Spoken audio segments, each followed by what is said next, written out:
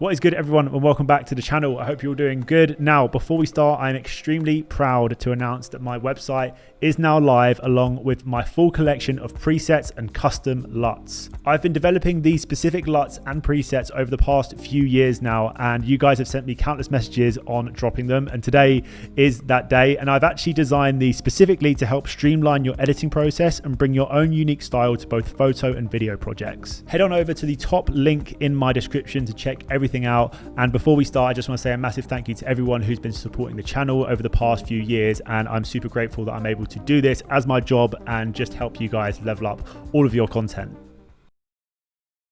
Props are important when creating visuals. They add context and backstories to your scenes. Things like vintage amplifiers, typewriters, or even tape recorders. Find objects that could make sense for your scene, things that are interesting, aesthetic, or textured. All of these things, when you combine them together, help deliver a feeling around the story that you're trying to tell. Props will always complement what it is that you're creating.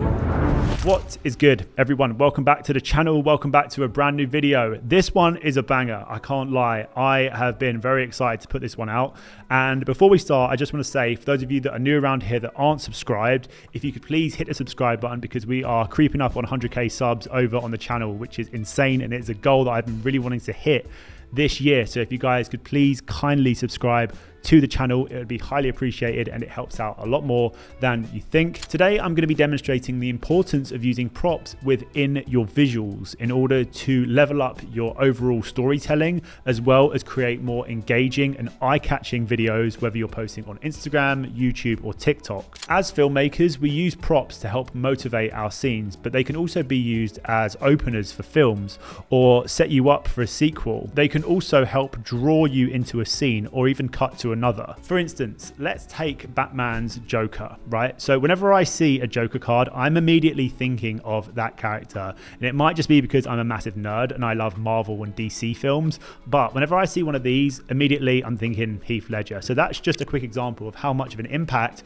a prop can have on a film. I visited Bali for the first time a few months back, and whilst there, me and the boys went to a lot of really cool locations. We went to loads of different places, and one of those places was the famous Nung Nung waterfall. Very, very cinematic, very beautiful, but I think every single influencer or photographer has been there and shot footage from this waterfall, which isn't a problem. But with this in mind, I have a lot of footage from this waterfall. We've got a lot of really nice cinematic shots, but I was thinking, how can I make something that's just a little bit different as to what I've seen already online? And the answer to that, you guessed it, implementing props. This is an old stereo amp, I believe.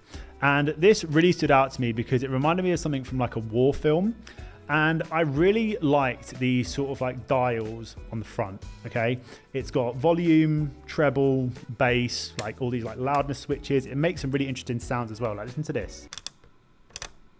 Why don't we portray our sound design in our video through this prop? And you can use all of these like sounds and all of these dials in order to create a really fast hook. So as the volume increases in the video and you start to get immersed within the waterfall, this essentially is going to be our motivation in order to do that.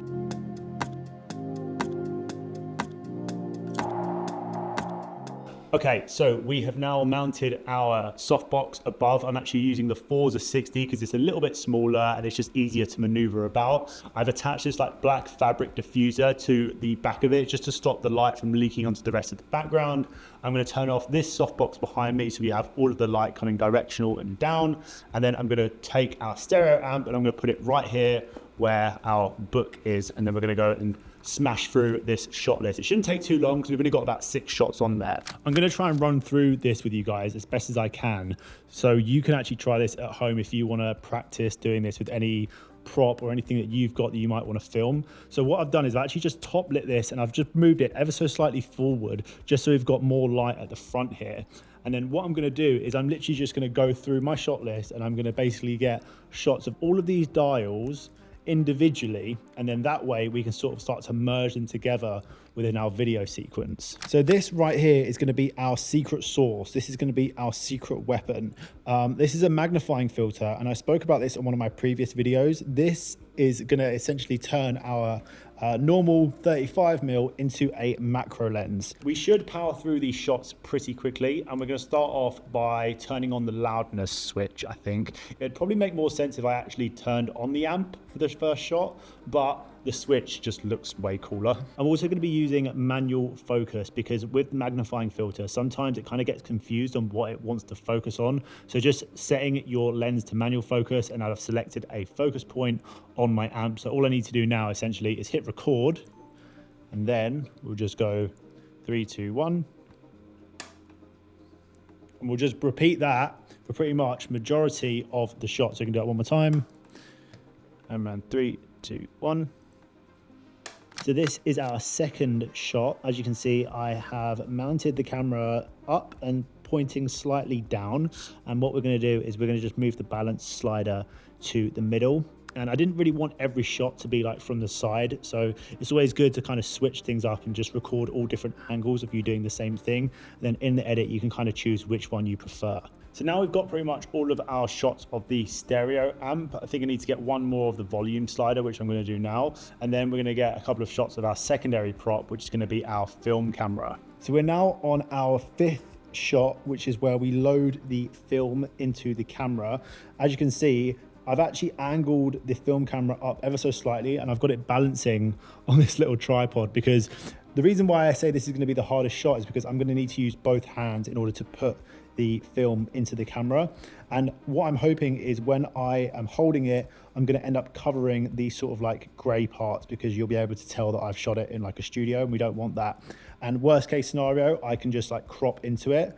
So this is probably going to be a little bit more tricky than the other ones, but I'm pretty sure if I get it right, it will be definitely worth it. Plus I love like the way that the yellow on this pops, like looks so good.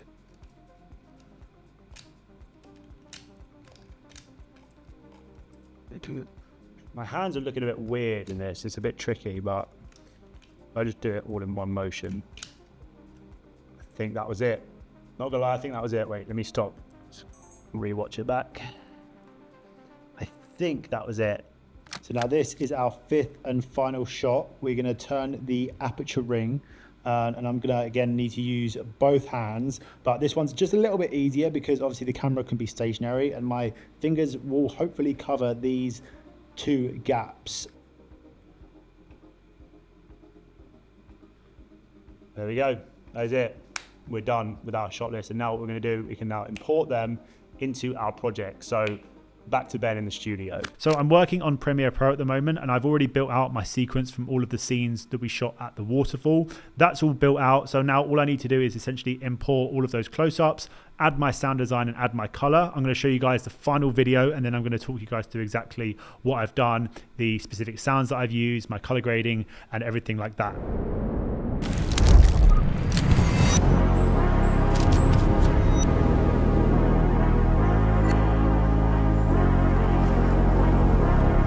Okay, so the first thing that I like to do, or first 2 things that I like to do before, creating a cinematic reel like this, is think, okay, what kind of song do I want to use? What kind of pace do I want to set? And for me personally, this waterfall and all the shots that we got are very stunning. They're very beautiful. I can see a lot of these shots, if they're slowed down, will look really, really cool and cinematic. So I don't really want to go for a song that's like quite upbeat. You want to go for something that's quite dark, that's quite mysterious. So once I've chose my soundtrack, I can then go ahead and start to make my selects. With my selects, what I've done is I've color labeled all of them.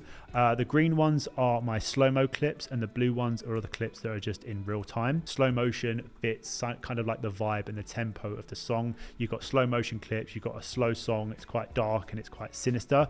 So what we will do is we'll actually use that to our advantage, where we can actually implement, the faster sound effects and those faster transitions at the start, and then as that kind of starts to ease out, the video gets a little bit slower. So that is essentially going to be our visual hook. We're going to use our sound effects, and we're going to use our faster tempo hits at the beginning of the video, because that is what is going to draw people in. I will then choose the best frame for the opening scene, and I think the one that I'm going to go for is this one here, which is the wide shot where I look extremely small compared to the rest of the background as well. I just think it's a lovely composition, and I think, yeah, this is just going to be like the perfect establishing shot. This is also perfect if I decide to add a title sequence, because I'm in the lower third of this entire frame. If I add a title sequence to the middle, I think it will fit really, really nicely, just as long as the font or the actual wording isn't too big. I always go on about creating a really good visual hook. So after this first second, we want to really, really ramp up the pace of the video. We want to start to implement our close-ups of the props. We want to implement our sound design. And then later on, in about maybe 4 or 5 seconds, we will then slow the video down. So what I'm going to do is I'm going to import all of the clips that we've filmed of our props.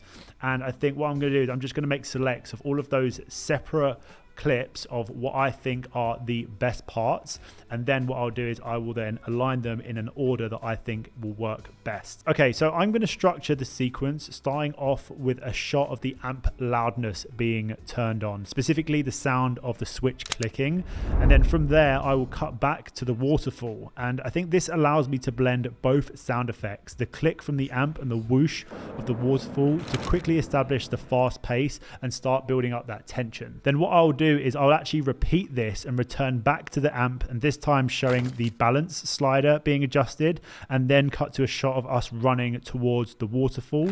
So this approach actually lets me layer in a few more whooshes and a few more ambient sounds, helping maintain that energetic and fast-paced rhythm. Following on from this, we then transition into the ultra close-up shots of the film camera being loaded and then the aperture ring turning. So this actually serves as an effective secondary prop, enabling us to blend the mechanical sounds of the amp and the tactile sounds of the film camera. This layering of audio elements enhances the overall texture of the sound design, so to speak, and it allows us to begin introducing risers and the gradual increase in volume. Typically what I like to do is either add a metallic riser or an accent slice to the end part of the faster paced sequences as it comes to a climax. Next, I'll introduce the second hero shot, holding it on screen slightly longer to intentionally reduce the pacing of the video. In order to support this, I will then increase the volume of the undertone while subtly lowering the soundtrack volume. This creates dynamic contrast, and it allows room to introduce a few quicker cuts before the overall tempo slows down. The entire duration of the video is 11 seconds. I personally don't think it needed to be longer than that, but as you can see from those opening 5 seconds or even 3 seconds, by incorporating props in that opening scene, it just helps the video establish a clear audio visual, essentially guiding the audience through by what they're hearing rather than solely relying on what they're actually seeing. And now it's time for the part you've all been waiting for, the color grading process, or my color grading process for this specific short form video. So to kick things off, I like to work with 4 adjustment layers. So the first adjustment layer will be my conversion LUT.